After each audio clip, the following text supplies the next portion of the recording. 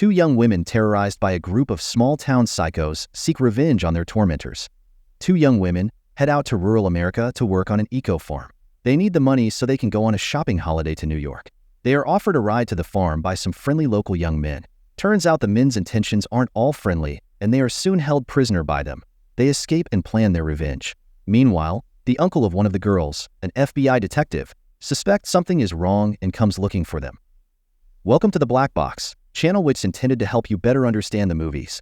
So, in this video, we will thoroughly explore the story of the movie, The Veblenz Have Teeth 2015. The film opens with a beautiful girl named Lisa and her best friend, Brittany, chat excitedly in their room. They decide to seize this rare opportunity to indulge in the delights of shopping in New York. But before that, they need to find temporary jobs to earn enough for their trip. Their mother wholeheartedly supports their summer social practice. As a result, she contacts a friend to arrange jobs for the girls at an eco-farm. Bright and early the next day, Lisa's uncle David makes a special trip to escort the girls to the station. David, an FBI agent, values safety awareness.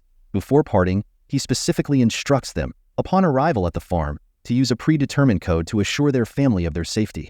The bus will take some time to arrive. The girls head to the supermarket to use the restroom but are informed that the store does not have facilities for customers. Apologizing, they prepare to leave. The clerk warmly bids them farewell and advises them that the neighborhood isn't very safe, and to refrain from accepting drinks from strangers. Lisa thanks the clerk, but does not take their words to heart. With ample time to spare, they visit a nearby cafe to pass the time. Inquiring about available restrooms, the owner, a bearded man, instantly beams with a smile upon seeing the beauty seeking help. His eyes, filled with lascivious intent, sweep over them incessantly, making Brittany feel rather uneasy. At this moment, a pair of brothers approaches to strike up a conversation. Seeing the handsome and charming duo, Lisa lets her guard down, revealing their upcoming itinerary. Upon learning the girls are heading to a mountain organic farm, the brothers offer to give them a lift, claiming it's on their way. The girls, swayed by their warmth, cast aside all reservations. And so, they ride the pickup truck towards the mountains. At first, everyone is chatting and laughing, but it doesn't take long for the girls to sense something is amiss. The pickup truck has long missed the turnoff for the farm, yet it continues to move forward. Brittany nervously grasps Lisa's hand, asking the elder brother where he intends to take them.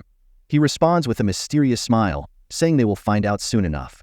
Before long, the truck stops outside a rural farmhouse. With apprehension, Lisa and Brittany disembark. The brothers finally reveal their intentions. They wish to invite the beauties to their home but feared rejection, so they resorted to this ploy.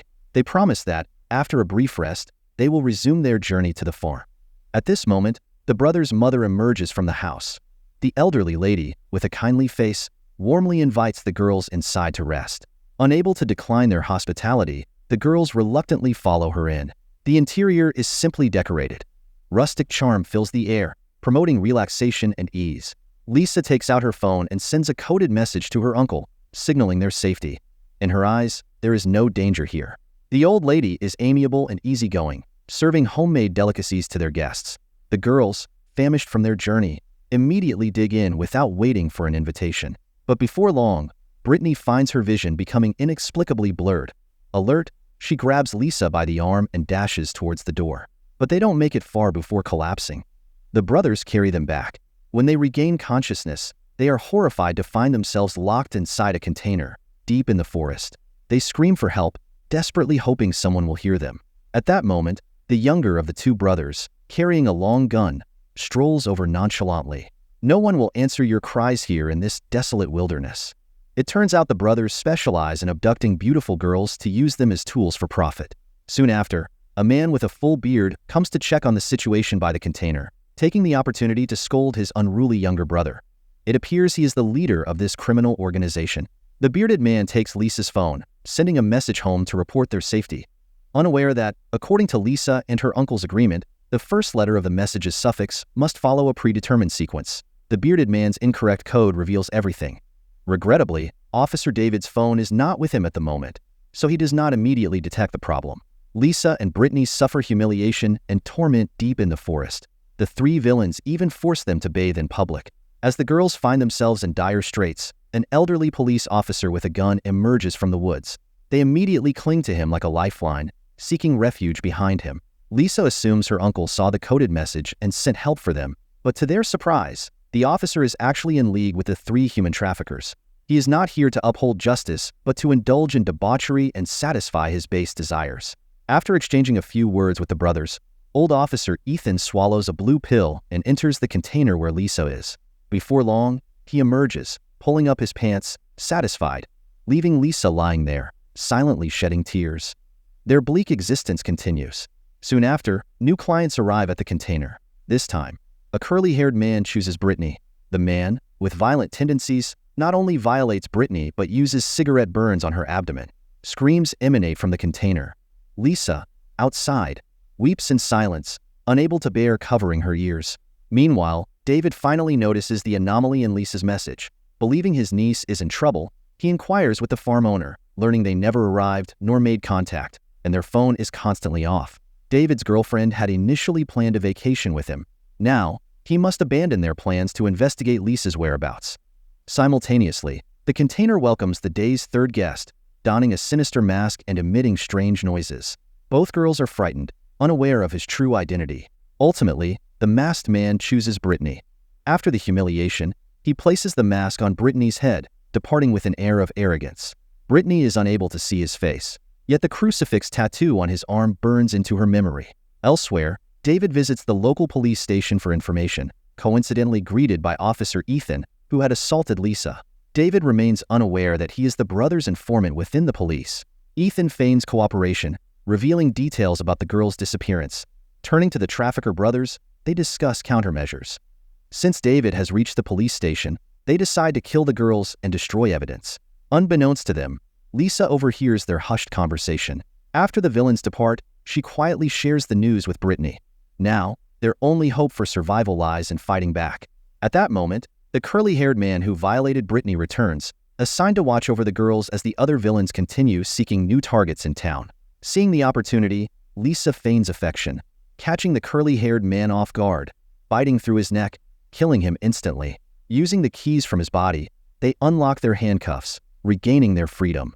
Soon after, Officer Ethan arrives at the small woods, discovering the curly-haired man dead outside the container. He prepares to chase them in his car, only to see the girls have already taken it, driving away to freedom. On their way back, Lisa spots a girl by the road seeking a ride. Without hesitation, she drives straight toward the town. Brittany gazes at the girl, feeling a wave of emotions. Not long ago, they too were carefree, boarding a stranger's pickup truck, leading to their most tragic experience. Determined to prevent a recurrence, they decide to seek revenge. First, the girls visit a hardware store for supplies: hatchets, ball-peen hammers, nails, baseball bats, nearly every conceivable weapon. They inquire about the bearded ringleader's address from the store owner. Upon returning home, the bearded man is ambushed by Lisa and Brittany. They embed nails into the baseball bat, increasing its power. He is struck repeatedly, nails distorting his features, then tied to a table by the girls and brutally tortured, forced to reveal his accomplice's whereabouts. He pleads for mercy, hoping the girls will show compassion and spare him. Yet, he forgets that not long ago, the girls begged him the same way, only to be met with humiliation and violence. Seeing that his pleas are futile, the bearded man divulges his accomplice's location and where he hid his money, hoping the girls will spare him after taking the cash. As expected, they find a metal box in the corner of the room containing not only bundles of cash, but also a handgun. The bearded man believes he has escaped death, but the girls still turn their weapons on him. Together, they deliver a fatal blow with the nail-studded bat. The scene is so gruesome that even David, who arrives later, is secretly taken aback.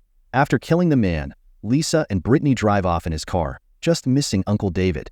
Next, the vengeful duo arrives at the church. It turns out the man who tormented Brittany in an animal mask is the priest. Upon seeing a blood-stained Brittany standing before him, the priest is visibly shocked. He tries to call for help, but is unexpectedly knocked out by Lisa from behind. They tie the priest to the rear of the car and drag him along. Then, as he gasps for breath, they ignite gasoline to burn him alive. Meanwhile, David arrives at the local police station to inquire about the investigation and tries to contact his niece with his cell phone.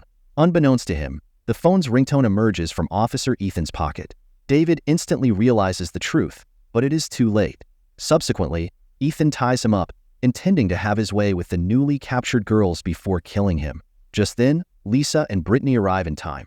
They not only knock out Ethan, but also save Uncle David and two innocent girls. Ethan is trapped in a chair for interrogation. He begs the girls for mercy and tries to use money to buy his life. Lisa and Brittany exchange a smile. They pull out a revolver and play Russian roulette with him, letting the wicked old policeman experience the thrill of life and death. After 5 shots are empty, he thinks the girls will spare him, but he still can't escape the fate of being shot in the head. To prevent Uncle David from disrupting their revenge plan, Lisa entrusts the task of rescuing her uncle to the 2 innocent girls. She and Brittany go ahead, rushing to the trafficker's hideout. The first to suffer retaliation is the seemingly kind but malicious old woman. She passes out after drinking a glass of wine. As it turns out, Lisa had secretly put a sedative in it. Lisa and Brittany tie her up in the basement. When the old woman wakes up from unconsciousness, she discovers her younger son is tied up across from her. She begins to beg for mercy, hoping the girls will spare her family and promising to turn over a new leaf, never again to commit heinous acts. Lisa doesn't believe her lies. She then kills the old woman's younger son in front of her. The old woman, having lost her son, goes mad. She curses and swears, venting her hatred, but the more hysterical she gets, the more it fuels the girl's pleasure for revenge. Next, the old woman is pushed into another room, where her elder son is tied up. He has some conscience left, constantly repenting for everything he's done and blaming his mother for leading him and his brother astray. Lisa hands him a baseball bat, forcing him at gunpoint to kill his own mother. But the elder son can't bring himself to do it. In the end, he also meets the fate of being shot in the head. The 2 girls wipe off their fingerprints from the gun and put it in the elder brother's hand, making the entire murder case look like a family feud and vendetta. The old woman knows she's doomed, but her strong desire to survive still makes her struggle one last time. She says there's a lot of money hidden in her house, all in a biscuit tin, hoping to use this money to buy her life. But the girls don't give her that chance. In the end, the wicked old woman has her entire head shredded off by Lisa with a lawnmower. At this point, all the evil people get their deserved retribution. Lisa and Brittany, under their uncle's protection, manage to stay out of trouble. And the movie ends. Make sure to subscribe and turn on notifications so you can watch more videos like this. Thank you for watching, and see you next time.